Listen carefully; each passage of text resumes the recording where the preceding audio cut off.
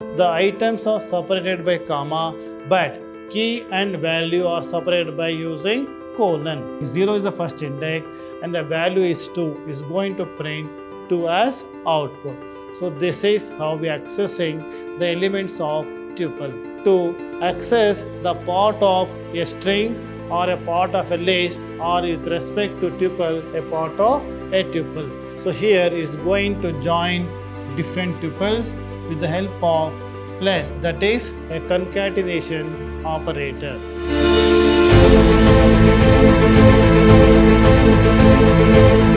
Dear students, welcome to Computer Science classes. I am Ravi Kumar Kyar, lecturer in Computer Science, Vidhyaashram PU College, Temple of Excellence, Mysuru. Students, let us start our discussion with the chapter Tuples and Dictionaries. Now, let us see the weightage of the chapter. The weightage is for total 10 marks, and here 3 MCQs and 2 2-mark questions and 1 3-mark question. So, total weightage is 10 marks. Now, in this session, we are going to discuss about tuples and how do we access the elements of a tuples and built-in functions and dictionary and accessing elements of a dictionary and built-in functions with respect to dictionary. Now let us start with the definition of tuples. So what are tuples? A tuple is an ordered sequence of elements of different data types such as integer, float, string, list, or even a tuple. So it is a group of elements of different data types. And elements of tuple are enclosed in parentheses or round bracket and separated by commas. And here it is, the tuples are a group of elements of different data types and are enclosed between a pair of round brackets, or we say small brackets, and each element is separated by commas. Comma is the delimiter.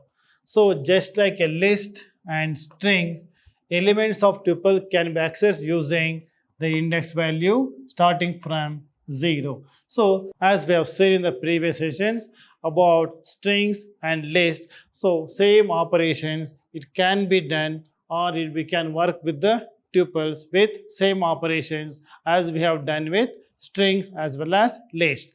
And if you know what is the string, it is a group of elements or group of characters enclosed between a pair of double quotation mark. But if we talk about a list, it is a group of elements of different data types enclosed between a pair of square brackets. And here if we talk about tuples, tuples are nothing but a sequence of elements or a group of elements of different data types like integers, float, string, so on, and even tuple, and enclosed between a pair of small brackets or round brackets and separated by comma. So this is the definition of tuples. And as we have seen in the previous strings as well as a list, each elements of a list or a strings can be accessed through index. Similarly, in the same way, the elements of tuples can be accessed through their index values, and index with the tuples always starts with 0. Now look at the example here. Tuple 1 is a tuple of integers. Say tuple 1 equals elements here. These are the elements separated by a comma and enclosed between a pair of small bracket. So if you say tuple 1 is going to print the elements of tuple. So this is an example for a tuple. Now how do we access the elements of a list? As we have seen in the previous slide, through their index value. Index again starts with 0. Accordingly, tuple of 0, 0 stands for first index. 0 is the first index and the value is 2, is going to print 2 as output. So this is how we are accessing the elements of tuple. Next one is tuple is immutable. So what you have seen with respect to list or mutable. The list or mutable, it means that the elements of a list can be changed even after declaration of a list. But with respect to tuple, it is immutable. It means that the values or elements of a tuple cannot be changed after it has been created. So this is the definition of or the meaning of the word immutable. And example, tuple 1 is 1, 2, 3, 4, 5. And if I say tuple 4 equals to 10, here 4 stands for index 0, 1, 2, 3, 4. If you want to change the values as 10, it gives a type error. So this is an example for a tuple is immutable. In the next slide, we will see different operations on tuples. So first one is concatenation. So as what you've seen with respect to strings and list, same definition holds good here. So here is going to join different tuples with the help of plus, that is a concatenation operator. Now look at the example. Tuple 1 equals 1, 3, 5, 7, 9 and tuple 2 is 2, 4, 6, 8, 10.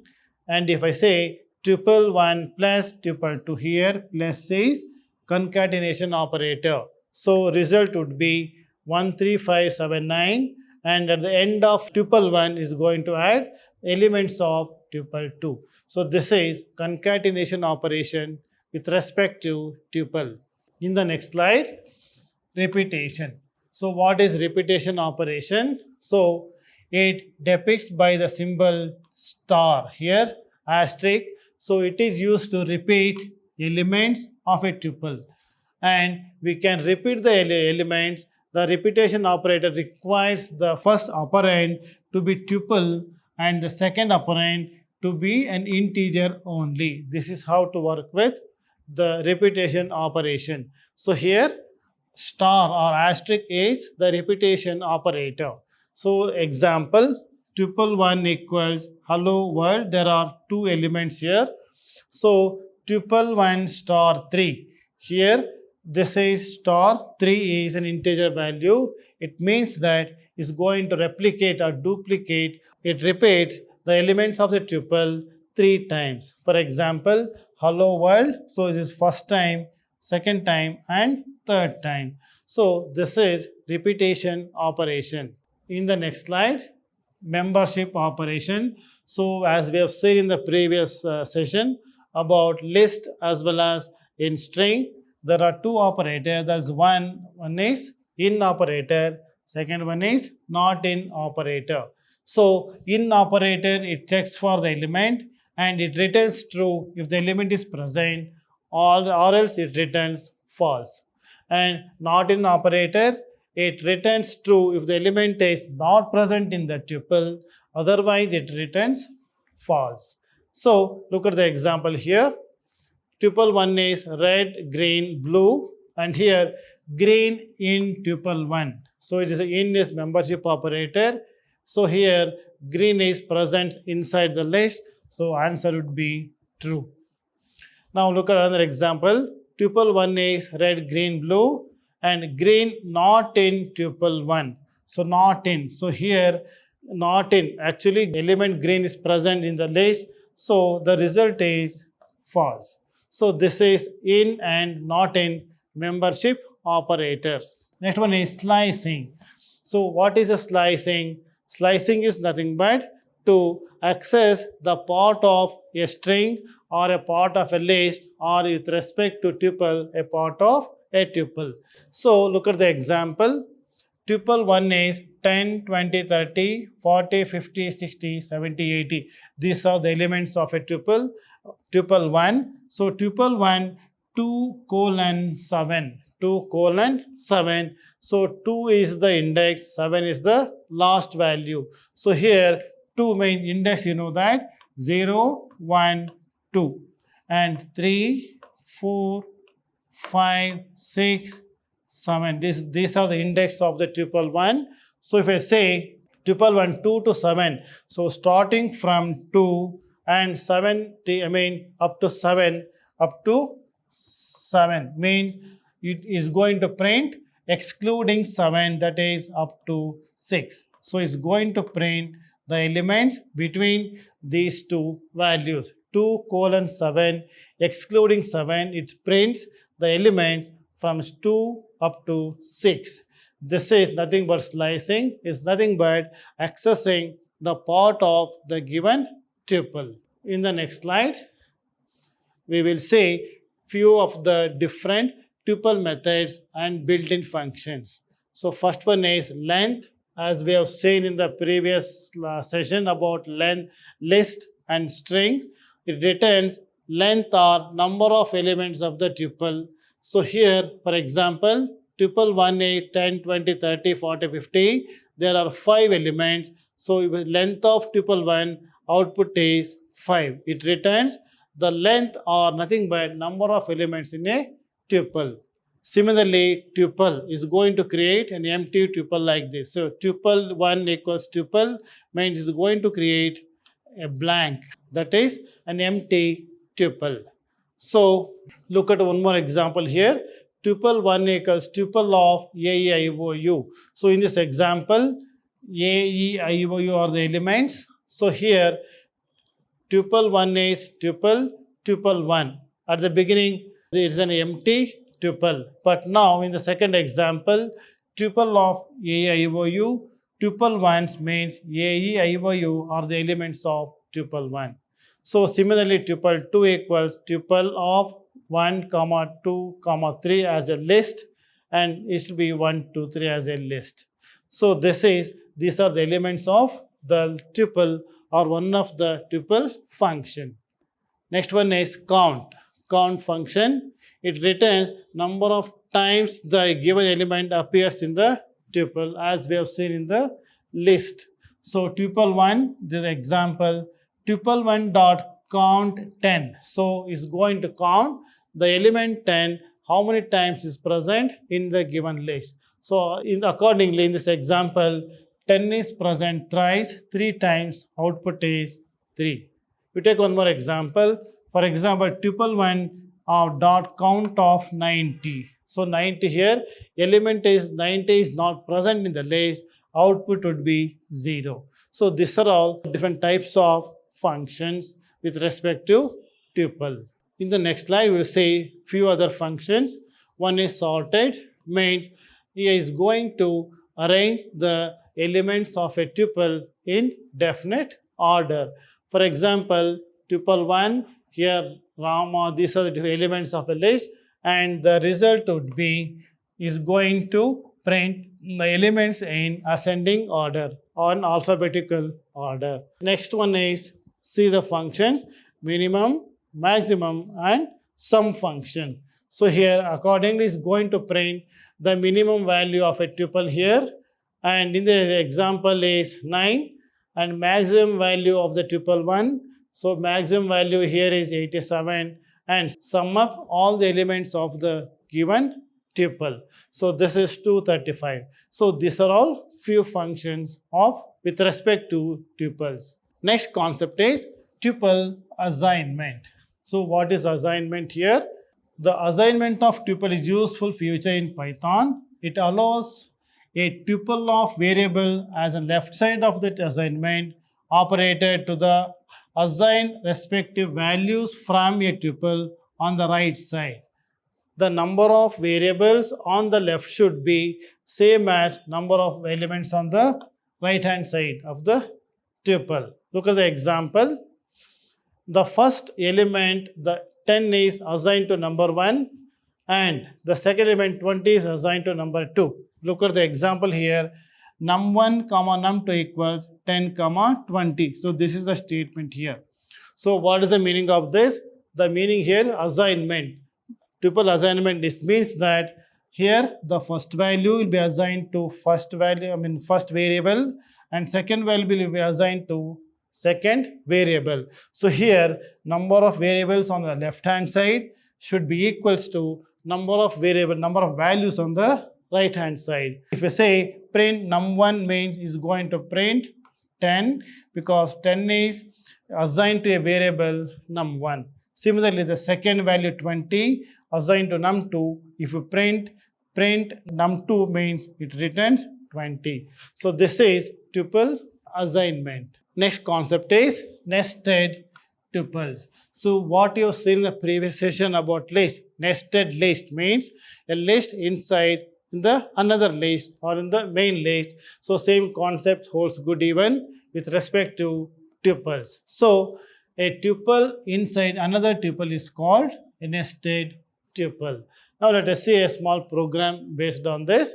So here, program to create a nested tuple to store the roll number, name and marks of students.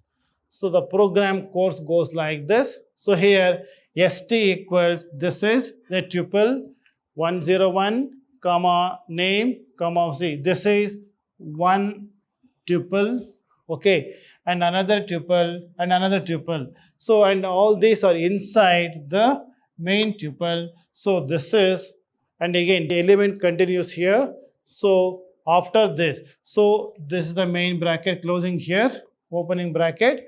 So inside this we have tuples. So this is nothing but the concept of nested tuples.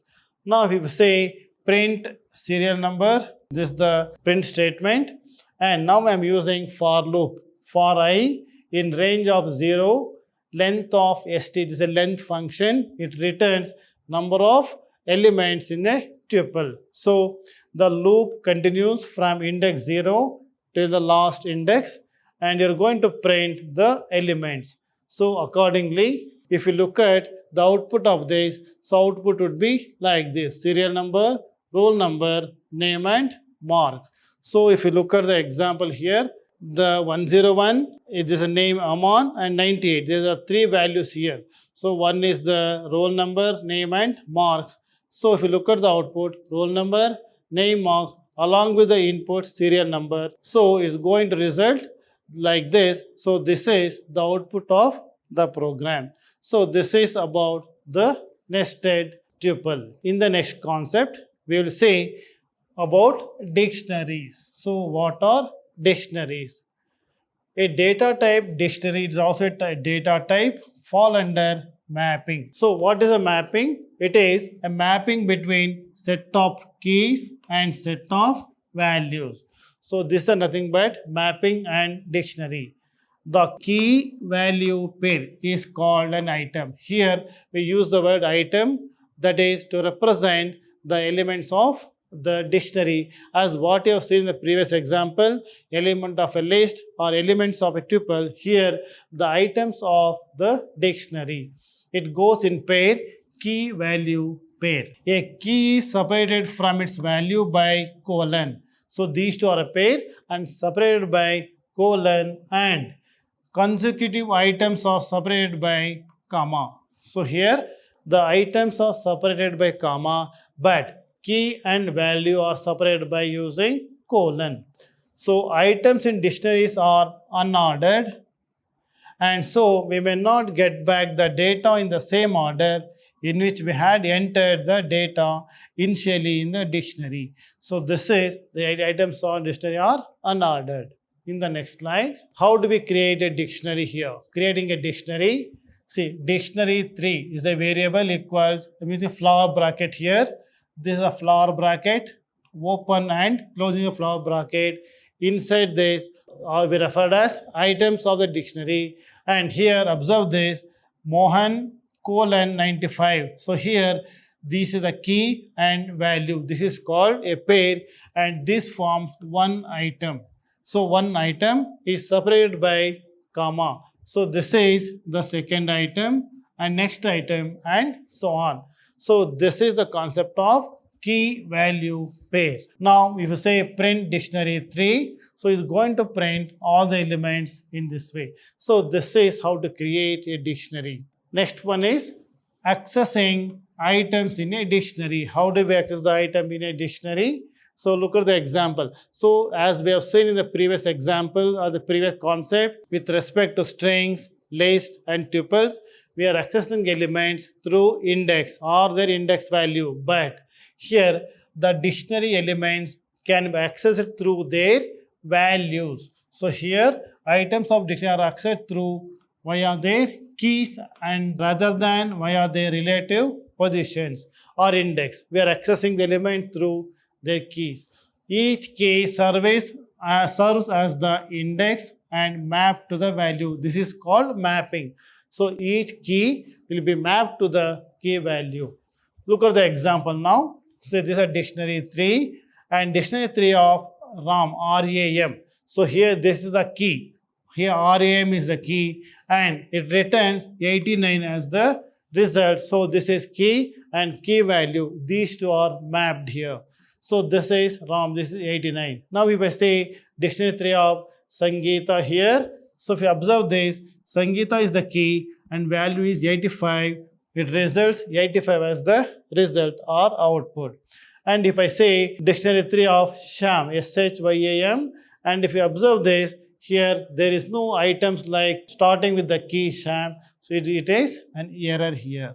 So this is how we access the items in a dictionary through their key or key values rather than by using index as accessing elements through index with respect to list, strings and tuples. In the next slide, again you see membership operation or membership operators as we have seen in the previous examples with respect to list or the tuples. There are two, one is in and one more not in operator.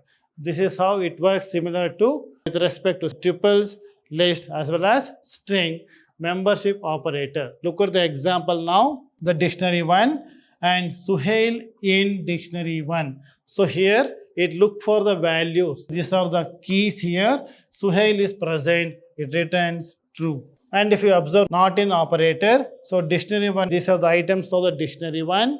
And if I say Suhail not in dictionary 1, this is the operator. So result is false because it is present, Suhail is present, not in operator, it results true because if element is present. So this is the membership operator. Now let us see the built-in functions with respect to dictionary. One is length function. It returns length or number of keys and value pairs of the dictionary passed as argument. Look at the example here. In this example, length of dictionary 1 result 4 because there are 4 items with the key as well as key value. And next one is dictionary is going to create an empty dictionary. This is dictionary function. And next one is keys. KEYS. It is a keys here. So it returns list of keys in the dictionary. As we know that dictionary is the items are comes with respect to pairs of keys and the key value.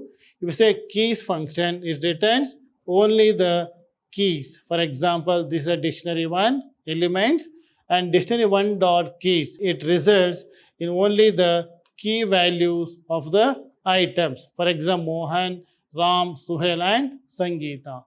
And next function is values. It returns a list of values in the dictionary, keys in the dictionary, and here the values function, it returns the list of values in the dictionary. In this example, dictionary 1 dot values, it results values 95, 89, 92 and 85 as the result or output. These are the two functions. In the next slide, we will see other two functions, that is items. It returns list of tuples, key value pair. For example, dictionary 1, these are the items, and item it returns the list. These are the values Mohan, comma 95, Ram, and here we are using comma here. So this is items function. Next one is get function. It returns the value corresponding to the key passed as an argument. And here, observe this.